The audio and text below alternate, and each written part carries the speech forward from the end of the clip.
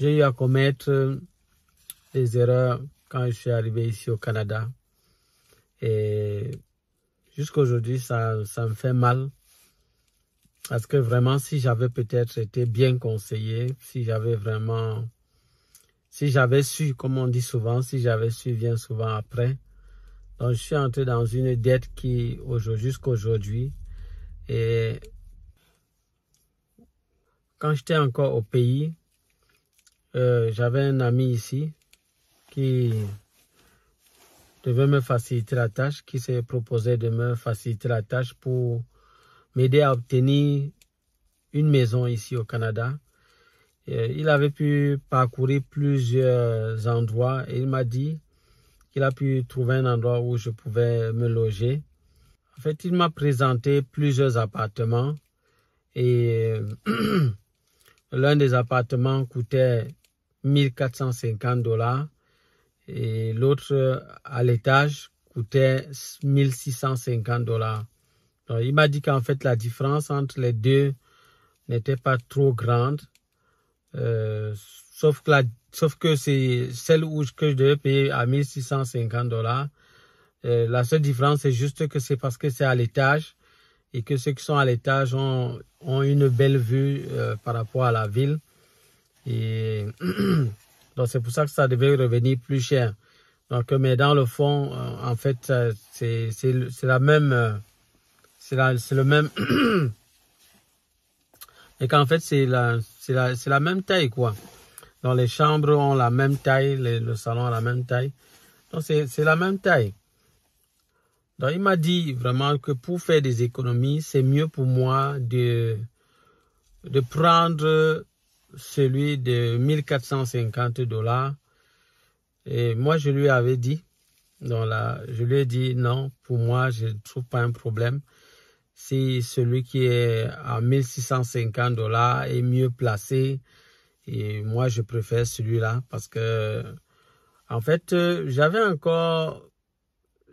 pas encore compris à cet instant-là qu'il y a vraiment une différence entre la vie au Canada et la vie au Cameroun. Parce qu'étant au Cameroun, déjà, mon revenu mensuel était autour d'1 million de francs CFA.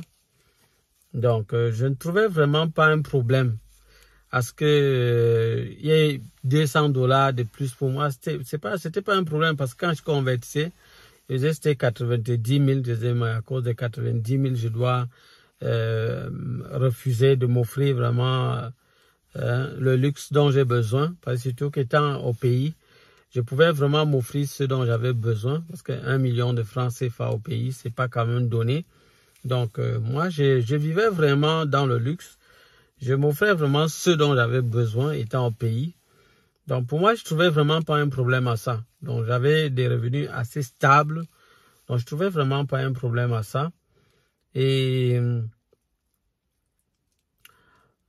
donc, il m'avait dit non. En fait, moi, ce que je peux vous conseiller, c'est vraiment de prendre celui de 1450 $. Parce que le dollar est vraiment dur. Donc, c'est pas vraiment évident. Prenez celui de 1450 $. Ça va te faire des économies de 200 $. Et je t'assure, mon cher ami, le dollar est difficile ici au Canada. C'est pas vraiment facile de l'avoir. Donc, moi, je te conseille, prends celui de 1450 $. La différence de 200 $, c'est beaucoup. Et il n'y a pas vraiment grand-chose que tu vas profiter en étant à l'étage. Donc, je lui ai dit non, fais ce que je t'ai dit. Moi, je veux celui de 1650 $. Donc, il ne pouvait pas faire autrement. Il était obligé donc de m'envoyer le contrat. Donc, je profite encore pour lui dire merci parce qu'il m'a vraiment aidé à avoir mon appartement étant encore au pays. Donc, j'ai reçu le contrat de bail étant encore au pays. J'ai signé le contrat de bail et j'ai renvoyé. Donc, ce qui fait que quand je suis arrivé ici au Canada, je suis allé directement dans mon appartement. Donc, ça, c'est l'avantage que j'ai eu. Donc, je profite encore pour lui dire merci. Donc, merci, mon cher ami. Lorsque tu vas sur la vidéo, je te dis encore une fois de plus merci pour, en fait, pour ta bonne disposition d'esprit. Parce que c'est pas tout le monde qui est prêt à faire cela. Donc, c'est lui qui m'a accueilli d'ailleurs quand je suis arrivé. ici au Canada. Il m'a accueilli vraiment à l'aéroport. Il m'a conduit jusque dans mon appartement. Et il m'a également aidé pour les achats. Parce que vraiment, j'étais nouveau. Je connaissais rien. Je connaissais vraiment aucun endroit où aller. Donc, il m'a donné les premiers conseils. C'est-à-dire d'aller rapidement faire tous les documents, tout ce qu'il faut vraiment. La NAS, commencer la procédure pour la RAMQ et les autres papiers. Et puis, on est allé au magasin. Quand nous sommes allés au magasin, dans les magasins, Walmart et les autres magasins, pour acheter, parce que je devais acheter le matelas, je devais acheter également les nécessaires pour la maison. Il m'a dit vraiment de prendre le strict minimum. Il me fallait également acheter un nouveau téléphone parce que celui avec lequel j'étais venu ne pouvait pas prendre les puces d'ici. Donc, du coup, j'étais obligé d'acheter un nouveau téléphone. Donc, le téléphone que je devais prendre, il m'a amené dans un endroit où je pouvais acheter un téléphone. Il m'a proposé d'acheter un téléphone de $300, 300 à $350, en me disant que c'est largement suffisant pour un début ici. Et la priorité, c'est vraiment pas ça, que je puisse vraiment, que je fasse des économies vraiment de l'argent avec lequel je suis venu. Moi, je lui ai dit non, franchement, moi, je préfère prendre un téléphone vraiment de luxe qui est bien, parce qu'il y avait plusieurs prix là, il y avait plusieurs téléphones, les iPhones et les Android, il y avait vraiment plein de téléphones. J'avais vu un à $1000, c'était vraiment l'un des téléphones aussi qui était quand même cher là-bas. Donc, je lui ai dit non, moi, je vais prendre celui de $1000. Donc, il m'a dit non, mais c'est mieux que tu prennes celui de $300. Je crois que ça va largement te suffire là, pour un départ. Tu n'as pas besoin de te casser la tête avec les téléphones chers. Je lui ai dit non, laisse tomber. Moi, je n'ai pas de problème. Moi, j'aime m'offrir ce qui me plaît. Donc, je ne vois pas pourquoi est-ce que tu veux m'empêcher d'être vraiment épanoui. Non, moi, je veux vraiment acheter ce que je veux. Donc, je lui ai dit, moi, je préfère prendre celui de $1000 et j'ai donc acheté celui de $1000.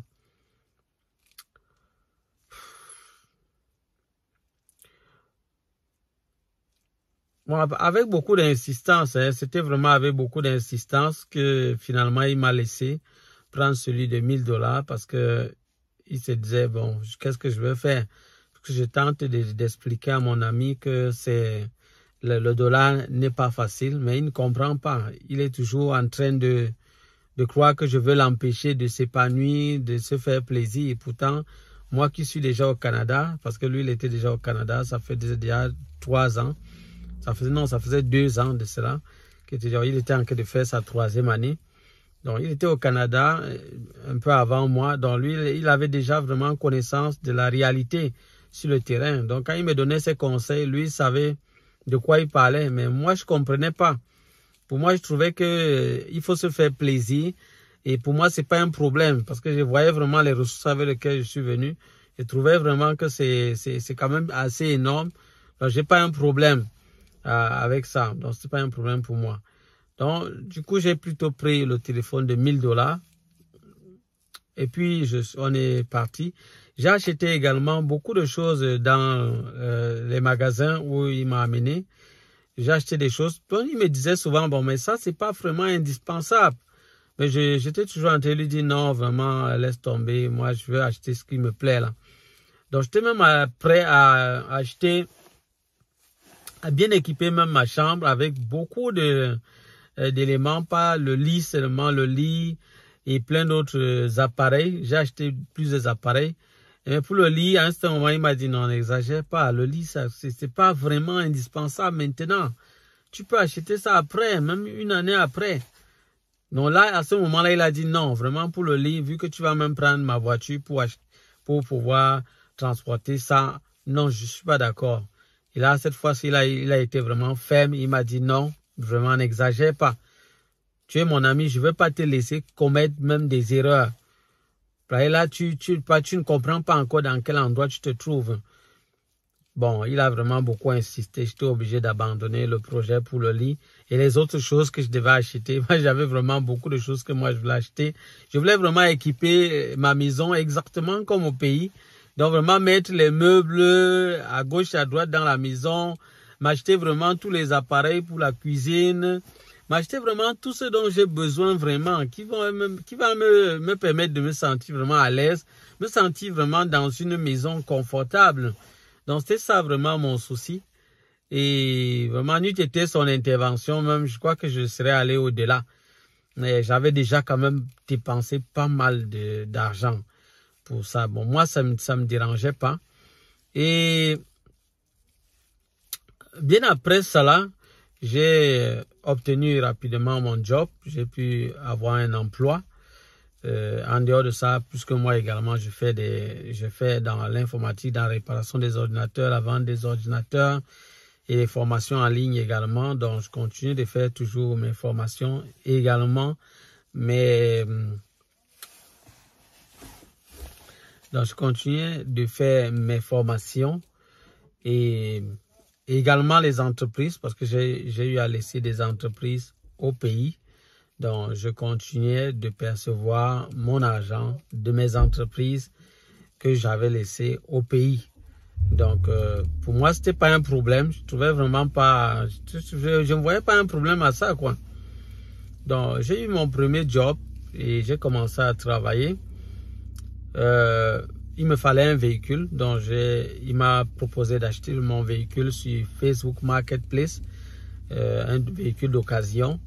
Donc, j'ai pu trouver un qui m'intéressait. Je suis allé avec lui pour acheter ce véhicule-là. C'était un Maghrébien que j'ai acheté ça.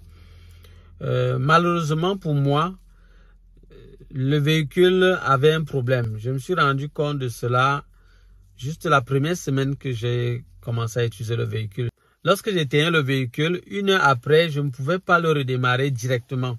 C'est-à-dire il fallait même tenter de redémarrer et essayer comme ça peut-être pendant même 5 à 10 minutes pour que ça prenne. Donc, au départ, ça ne me dérangeait pas trop là, puisque quand je faisais ça, après 5 minutes, ça démarrait. Je disais, bon, c'est pas trop grave, vu que je l'ai acheté à 5 000 $. Bon, moi, c'est pas grave, je peux supporter ça. C'est pas quand même un véhicule neuf. Donc, je peux pas aussi trop en vouloir à la personne. Donc, j'ai continué d'utiliser ce véhicule-là avec ce défaut-là. Mais au fur et à mesure que j'évoluais, je me rendais compte que le temps ne faisait que s'augmenter. Donc, au départ, c'était 5 minutes. Après, ça allait à 10 minutes. Après, c'est 15 minutes, 25, 30, 40. Et c'était arrivé au point où il fallait attendre 1 heure. Jusqu'alors, je n'avais pas un problème. J'essaie de supporter. Mais là où j'ai commencé à avoir un problème, c'est vraiment quand je suis arrivé en retard. Je devais aller dans mon lieu de service. Moi, qu'on connaissait vraiment comme un modèle dans la ponctualité, dans la discipline, dans le travail. Je suis arrivé en retard, vraiment ce jour-là, à cause du véhicule. Parce que je ne m'attendais vraiment pas. C'était la première fois que ça me cale de cette manière-là. C'était vraiment aller au-delà. J'ai vraiment insisté. Ça a fini par démarrer, mais je suis arrivé avec 35 minutes de retard. Donc, c'était énorme. C'était un gros choc pour moi. J'avais avisé mon patron, puisque j'avais toujours l'espoir que ça devait démarrer, j'ai avisé mon patron vraiment un peu en retard. Donc, du coup, vraiment, il n'était pas vraiment content. Pour moi, c'était vraiment un gros choc. Et ça m'avait vraiment révolté. J'étais tellement révolté que je me suis dit non, franchement, plus jamais de véhicules d'occasion. Plus jamais de véhicules d'occasion. Je vais désormais me tourner vers un véhicule neuf. Et pour cela, je devais donc aller acheter le véhicule neuf chez un concessionnaire. J'avais donc contacté un concessionnaire. Je suis arrivé là-bas. J'ai vu le véhicule qu'il y avait.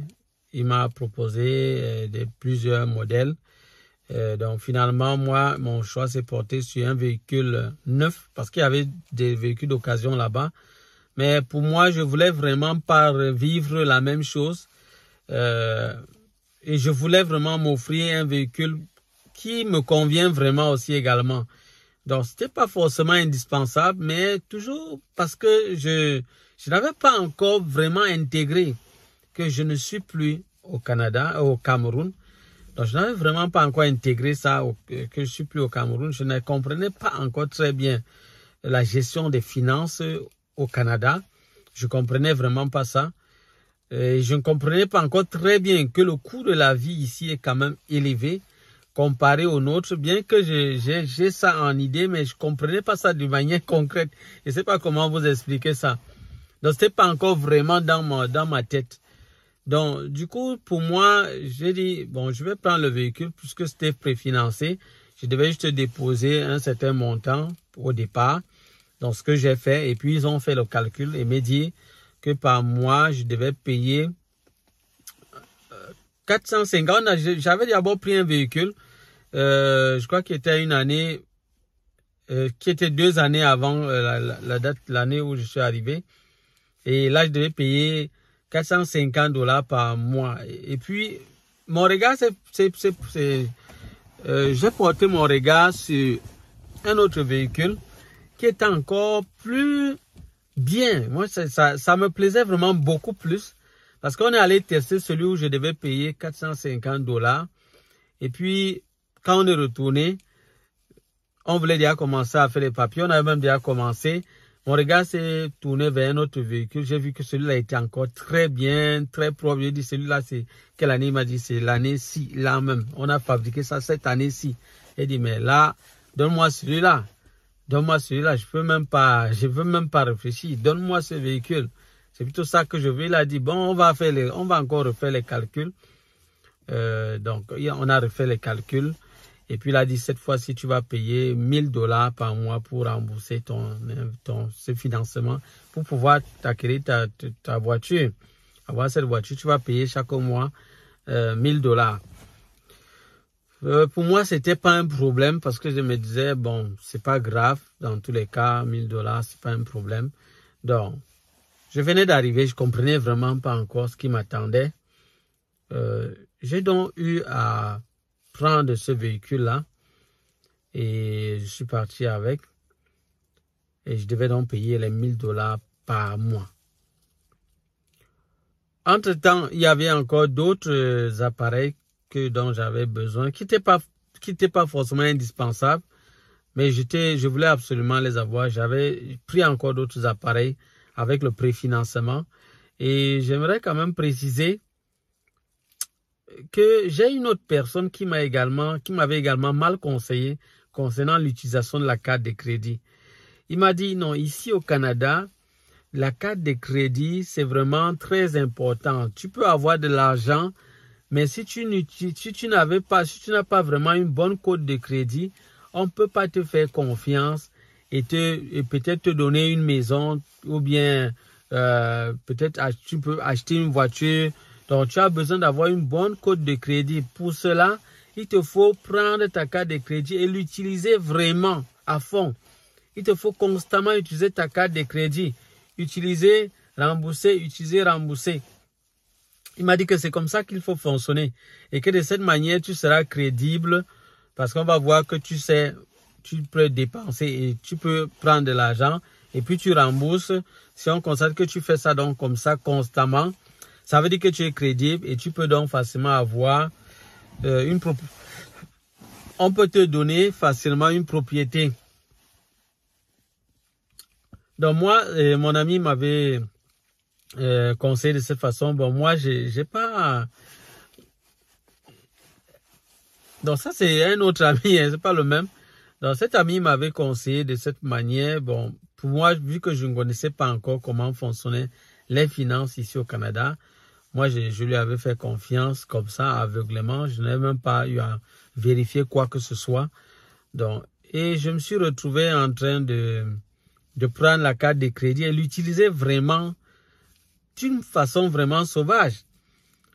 Quand j'allais dans le supermarché, j'achetais vraiment ce que je voulais, comme je voulais. Je dépensais vraiment à tout moment. La carte de crédit, vraiment, pour moi, à tout moment, j'étais prêt à l'utiliser comme je voulais. Donc, ça ne me dérangeait pas. Et même lorsque j'ai eu à payer ce crédit pour ce préfinancement pour le véhicule neuf, ça ne me dérangeait pas. Et le véhicule, je l'ai acheté vraiment cher. Hein. Parce que c'était un véhicule que je devais normalement acheter à 45 000 cash. Mais avec préfinancement, je me suis retrouvé en train d'acheter ça à 65 000. Je ne sais pas si vous pouvez imaginer. Donc, ça fait 20 000 francs de plus. En dehors de ça, j'avais déjà déposé un gros montant pour commencer. Donc, c'était vraiment pas du tout évident. Je regrette vraiment amèrement cela parce que si c'était à reprendre, je n'aurais pas commis ce genre d'erreur-là. Parce que jusqu'aujourd'hui, je ressens cela. Parce qu'au fur et à mesure que le temps avançait, je me rendais vraiment compte que le coût de la vie ici est vraiment bien différent de ce que nous avons dans notre pays. C'est pas vraiment la même affaire. Ici, vraiment, l'argent s'effrite rapidement. Au fur et à mesure qu'on avançait, je me rendais compte que c'est lourd quand même, hein. C'est lourd. L'appartement que je loue, c'est 1650 $. Je dois remettre 1000 $ par mois pour le véhicule que j'ai pris. Ça fait déjà 2650 $. Je devais remettre également 180 $ pour un autre meuble que j'avais pris également, toujours préfinancé. Ça revenait déjà à combien? 2650 $ plus 180 $. Donc ça fait 2750, 2830. Donc ça faisait déjà 2830 $ que je devais remettre chaque mois. Donc, quand j'ai commencé, je l'ai fait le premier mois, le deuxième mois, le troisième mois. À partir du 5e mois, je commençais à me rendre compte que, mais alors, là, ça pèse, hein? Ça pèse. Je commençais à me rendre compte que, mais tout l'argent que je parvenais à avoir, que ce soit mon job ou mes business et tout ça, je me rendais compte que c'était en train de réduire mon argent carrément. Ça réduisait vraiment mon argent, mon épargne. Je me dis, mais là, c'est lourd, hein? C'est lourd. Je n'aurais pas dû faire des choses comme ça. Donc, je t'ai rendu compte que franchement, j'avais commis vraiment une erreur que je n'aurais pas dû. Je n'aurais pas dû acheter ce véhicule. Je n'aurais pas dû acheter ces appareils qui n'étaient pas forcément indispensables. Ces meubles qui n'étaient pas indispensables. Je n'aurais pas dû entrer dans ces crédits-là, dans ces dettes-là, si rapidement. J'aurais pu faire autrement. Alors à cet instant, j'avais compris. Et je me suis dit, là, il me faut trouver une solution. J'avais vraiment compris qu'il me faut vraiment réduire mes dépenses au maximum possible. Sinon, je devais finir étant trop stressé parce que ça commençait déjà à me stresser. La première chose que j'ai eu à faire, c'était rapidement de voir comment réduire le montant du loyer. 1650. Je commençais à comprendre vraiment la différence entre les 1450 $ que mon ami me proposait et les 1650 $. Je voyais que 200 $, c'est beaucoup. Je me rappelle quand j'ai acheté certains appareils, il me disait, non, mais là, il y a une différence de 50 $. Tu vois, c'est trop. Non, il faut laisser celui-là, prendre l'autre, parce que là, c'est 50 $. Il dit, ouais, 50 $, c'est quoi, mon frère? Ouais, je vais acheter. Qu'est-ce qu'il y a? Je ne sais pas pourquoi tu as trop de problèmes comme ça. Ça m'étonne même. Il dit, non, mon frère, tu ne comprends pas encore. Le dollar est difficile. Je ne peux jamais oublier cette phrase-là que mon ami prononçait. Il disait toujours, le dollar est difficile. Fais attention. Le dollar est difficile. Il me disait ça à tout moment. Mais moi, je ne comprenais pas. Je ne comprenais vraiment pas. Mais avec le temps, 5 mois passés à rembourser ces dettes-là, vraiment, j'ai compris comment ça pesait. Comment mes efforts étaient parfois réduits à néant. J'ai dit, mais là, c'est trop. Je suis entré dans quoi? J'ai commencé vraiment à regretter cela. J'ai dit, mais c'est pas possible. Je peux pas continuer comme ça. Je peux pas. Parce que ça me limitait déjà. Je me rendais compte que, mais là, je travaille, mais je me rends compte que Mais l'argent que je gagne, parfois, pas juste dans les dettes, à rembourser les dettes, mais non, là. Je me rendais compte que mais le véhicule que j'ai pris, il est luxueux, oui, il est vraiment de l'année en cours actuelle, oui. Mais, il y a quoi vraiment de tellement spécial dedans? Je me rendais compte que mais il n'y a pas quelque chose de si spécial par rapport à l'autre où je devais payer 450 $ le mois. Je me rendais compte que mais il n'y a pas trop grand chose. C'est juste que l'année est récente. C'est juste ça la différence. Et juste quelques autres petites options, mais que je n'utilise même pas. Ça a commencé à me faire mal. J'ai dit non, là, je suis entré dans un trou. Je vous assure, ça m'a vraiment fait mal. Et par la suite, comme je vous le disais, j'ai donc pensé à dire, non, il faut que je réduise les dépenses. Il faut que je réduise les dépenses. Bien, premièrement, le loyer. Il faut vraiment que je réduise mon loyer. Parce que 1650 $, c'est trop. C'est trop. J'ai donc rapidement cherché une autre maison. Ça n'a pas été facile. J'ai cherché des maisons vraiment à 1000 $, 1200 $, 850 $. Vraiment, j'ai cherché. J'ai eu à envoyer les demandes par-ci, par-là. Des gens ne me répondaient pas. D'autres répondaient, me disent non, c'est d'ici peut-être 2 mois ou 3 mois que ce sera libre. Il y a une grosse liste d'attente. Donc, vous allez juste déposer votre dossier et payer les frais d'étude de dossier. On verra, on va voir cela après, si ça marche et tout. Mais c'était difficile. J'ai vraiment eu à attendre longtemps. C'était pas facile. À un certain moment, j'ai même appelé le bailleur pour lui dire, en fait, pas le bailleur, c'était le concierge.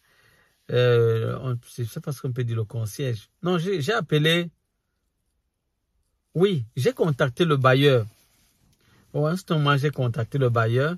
Je lui ai dit vraiment, je n'arrive plus à m'en sortir là. Parce que vraiment, tout ce que je travaille, je me rends compte que je dépense tout cela. Et le loyer, c'est vraiment lourd. Je ne peux pas vraiment continuer de payer ça comme ça. Il m'a dit non, tu as signé un contrat d'1 an. Tu ne peux pas partir comme ça. Avant de partir, si tu as 2 options, soit tu payes tout le reste qu'il y a à payer, c'est que pour finir ton contrat normalement, soit tu mets quelqu'un d'autre dans la maison qui va te remplacer. Parce que dans tous les cas, moi j'ai besoin d'avoir mon argent. Tu as pris ton contrat pour 1 an. Je lui ai dit, bon, vraiment, je vais me battre parce que là, je ne peux pas payer. Je n'ai pas cet argent. Je comprenais déjà vraiment que c'est même pas possible. Je lui ai dit, je vais trouver une autre personne. Il a dit, mais même trouver une autre personne, je vais encore examiner la personne. Donc, ne pense pas que tu vas juste prendre quelqu'un au hasard et mettre là-bas dedans. Si toi, je t'ai accepté, c'est parce que ton ami m'a parlé de toi et il m'a dit non, que vraiment, il se porte garant pour toi. C'est pour ça que je t'ai fait confiance. Donc, je ne peux pas prendre n'importe qui. Si vraiment, toi, tu ne connais pas la personne, je vais encore examiner la personne. Je dis non, il n'y a pas de problème, je vais chercher. Donc, j'ai cherché et je suis tombé sur une personne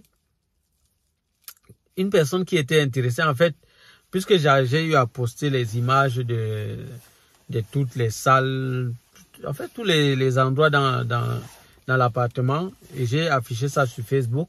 Donc, il y a des gens qui m'ont contacté. Il y a un qui est arrivé et il m'a dit, bon, voilà, il est intéressé, il veut prendre l'appartement. Je lui ai dit, bon, il faut juste qu'il patiente parce que moi également, je suis en train de chercher où est-ce que je vais aller. Donc, au moment où ce sera libre, je pourrais lui faire ça. Il m'a dit, ouais, vraiment, essaie de te dépêcher parce que d'ici 1 mois, moi, si c'est pas encore libre, je serai obligé d'aller ailleurs. J'ai dit, non, il n'y a pas de problème. À un certain moment, une idée me passe dans la tête. Je dis, mais est-ce que je ne peux pas peut-être lui demander, lui, dans quel appartement il vit, combien est-ce qu'il paye là-bas? Si peut-être ça me correspond, c'est peut-être mieux qu'on fasse juste l'échange, la permutation. Et je l'appelle donc, je lui demande que, bon, l'appartement où vous êtes, ça coûte combien? Il me dit, c'est 850 $. Il me dit, c'est 845 $. Il dit, ah. Et vous avez déjà trouvé quelqu'un qui va vous remplacer? Il dit, non, ils sont toujours en train de chercher, ils attendent. Ils ont posté ça, ils attendent. Donc, il y a des gens qui sont passés, mais ils sont pas encore prêts. Elle dit, ok, d'accord. Là, c'est bon. Dans ce cas-là, je te propose qu'on fasse juste une permutation. C'est-à-dire, pendant que je viens dans ton ancien local, toi, tu viens dans le mien. Est-ce que c'est correct? Il a dit, il va en parler à son bailleur et que j'en parle également à mon bailleur. Donc, nous avons contacté chacun de nos bailleurs et nos bailleurs n'ont trouvé aucun problème à cela. Ils ont dit, entendez-vous comme vous voulez, vous permettez, nous, on n'a pas de problème. L'essentiel, c'est que l'argent de notre maison puisse tomber dans nos mains, donc vous puissiez payer votre loyer. Donc, et c'est ce que nous avons fait. Il m'a même aidé à faire le déménagement, c'est-à-dire il a déménagé ses affaires et c'est toujours son même camion avec lequel il est venu que j'ai utilisé pour déménager mes effets dans sa maison. Donc, ce qui me faisait déjà une bonne réduction, hein. Ça me faisait déjà $850 d'économie. J'ai dit, mon Dieu, le jour-là, vous ne pouvez pas savoir, j'étais vraiment dans la joie. Je trouvais vraiment ça comme si c'était vraiment comme une grosse fête, une grosse réussite dans ma vie. J'ai trouvé vraiment que j'ai vraiment réussi. On dirait que j'ai gagné vraiment. J'ai vraiment accompli un gros exploit. C'est un peu comme si c'était une lourde charge qui était vraiment en train de ressortir de mon dos sur ma tête. Donc, c'est comme si je m'étais déchargé d'une lourde charge. Donc, j'étais vraiment très content ce jour-là parce que je me rendais compte que je devais vraiment faire des économies de $805. J'ai dit, mais j'étais vraiment très content. Et le mois qui a suivi, je l'ai rapidement constaté.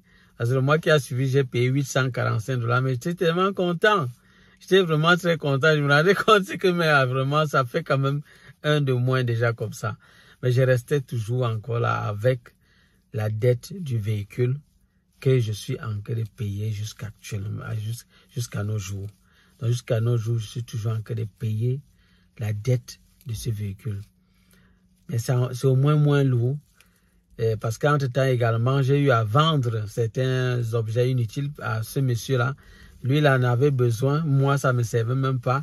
J'avais acheté beaucoup de choses vraiment inutiles. Les grosses tables à manger pour rien. Donc, juste parce que je voulais orner ma maison. Pour moi, je voulais vraiment même être à l'aise, quoi. Donc, j'ai eu à vraiment acheter plein de choses qui n'étaient vraiment pas indispensables. Et heureusement que ce monsieur était prêt à acheter tout ça. Donc, ça m'a vraiment encore fait des économies. J'étais vraiment content pour cela. Et par la suite,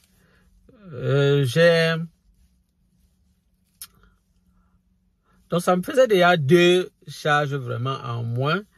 Et j'étais vraiment content. Mais pour la voiture, je reste quand même toujours avec la dette de la voiture que je dois me battre à rembourser. Je suis en train de rembourser vraiment chaque mois. Donc, c'est quand même lourd, mais je trouve que c'est moins lourd aujourd'hui par rapport à ce qui en était au départ. Donc les amis, moi j'ai tiré des leçons vraiment face à tout cela. Ce que j'ai retenu, c'est qu'il est vraiment important de bien comprendre les réalités de chaque pays. Donc, le coût de la vie en Afrique, particulièrement au Cameroun d'où je sors, n'est pas vraiment le même que celui du Canada. Ça, je le savais, mais je ne prenais pas ça autant au sérieux. Parce que je me basais uniquement sur les moyens que j'avais. Donc, je me disais, c'est pas un problème.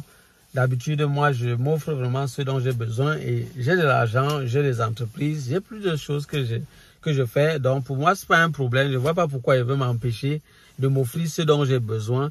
Pour moi, je trouvais pas un problème à ça. Pourtant, en fait, c'est quelque chose que j'aurais dû comprendre.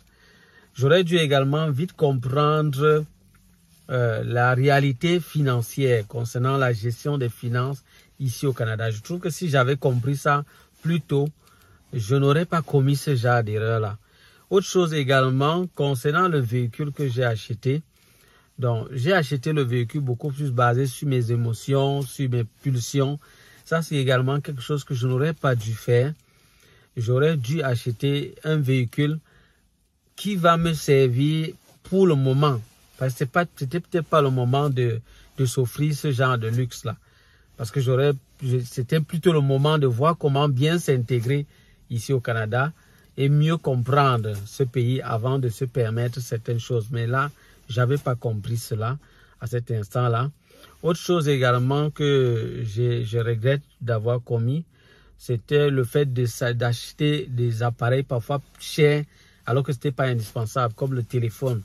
J'aurais pu acheter un téléphone moins coûteux et ça aurait fait toujours l'affaire. J'aurais pu ne pas acheter certains appareils qui n'étaient pas vraiment indispensables et ça aurait pu faire l'affaire. Également la maison, l'appartement que j'ai eu à louer. Donc, dans ma tête, je ne trouvais pas un problème qui ait une différence de $200. Pour moi, je trouvais que c'est pas un problème. Donc là également, c'est quelque chose que j'ai eu à commettre et que vraiment, je n'aurais pas dû le faire. Je n'aurais pas dû prendre cela ainsi. J'aurais dû prendre un appartement. Si j'avais même su, j'aurais pu prendre un appartement de $850 dès le départ. J'aurais fait beaucoup d'économies. Donc, je trouve que c'est vraiment du gâchis. Et autre chose également que je regrette d'avoir vraiment commis, c'est l'achat de ce véhicule. Ce véhicule neuf et de l'année en cours. Franchement, je regrette d'avoir commis cette erreur. J'aurais pu acheter un véhicule peut-être toujours chez un concessionnaire, mais peut-être un véhicule d'occasion qui coûte peut-être encore moins cher.